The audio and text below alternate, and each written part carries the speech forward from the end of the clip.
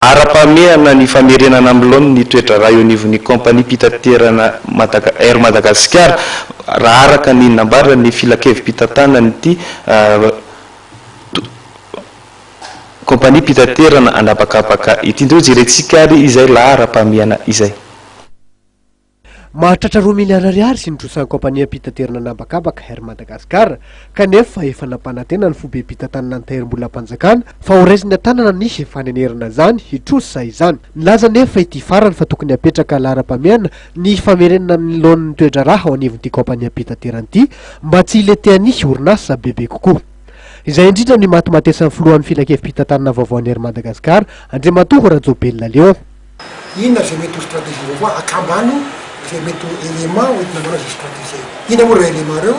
dia tsy maintsy misy audit fatanaoe audit hoe fatarina tsara mihitsy zava-mitranga ao anatin'ny kompania ny ara-bola audit financier fa ara-pitantanana koa araka ampitanana hoe de audit de gestion araka le frasque audit organisationnel tsy maintsy atao zay zany no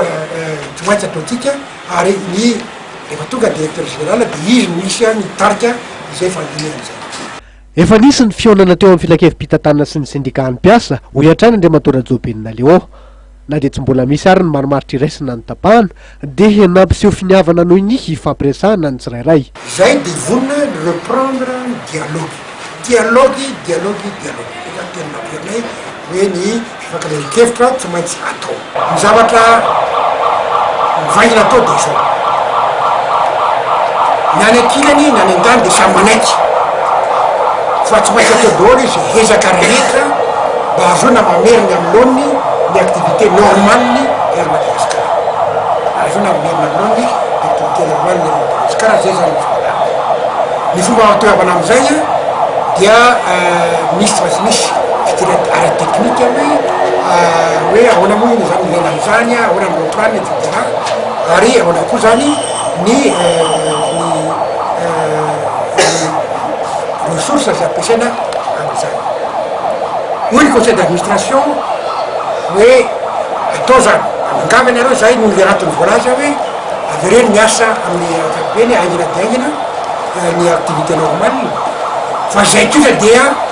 milaza mazava miaikina mazava anoy le dialogue social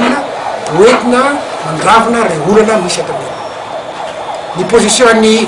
fitena ampiasa aloha hatram'izao na de mitovy fisaina zay hoe mitovy fidiera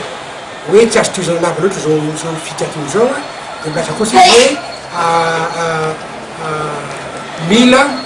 ho régler dodolo ny olona rehetra ny olana rehetra zay vao manaiky asa fantatra nandritry ny fotoana fahany foanana avokoa ny famaizana nahazo ireo sindika ny taritolona ny sotomina ihany koa ny fitoriana napetraky ny Air Madagascar teny anivony hifitsarana